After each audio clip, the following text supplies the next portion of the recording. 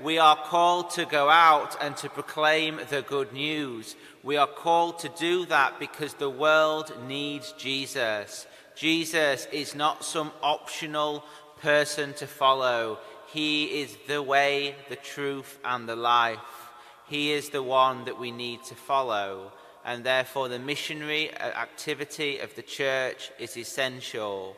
The Second Vatican Council says the church is missionary by her nature. We can do no other but go forward and proclaim the gospel.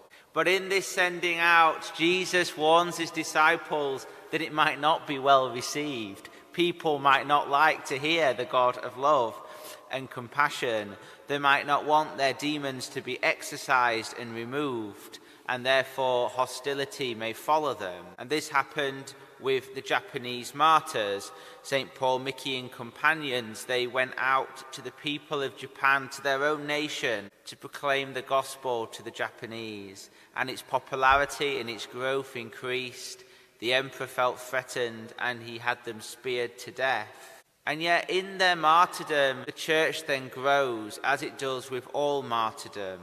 And the reason for this is because when a missionary, when any Christian gives his life for the church, what he is doing is, or she is doing is, they are allowing the sacrificial love of God to come into them, to totally possess them, and they give their lives out of love.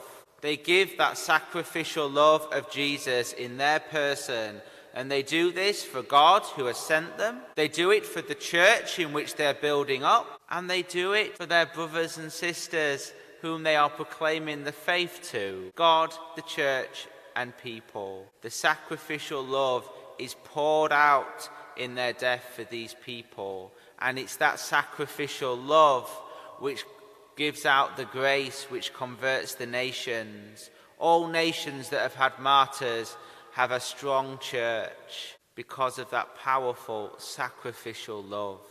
And it's that sacrificial love which we celebrate in their lives. It's that sacrificial love of Christ that we receive in the Eucharist. For every time we come to Mass, we receive the sacrificial love of God on the cross. So once again today, let us open our hearts to that sacrificial love.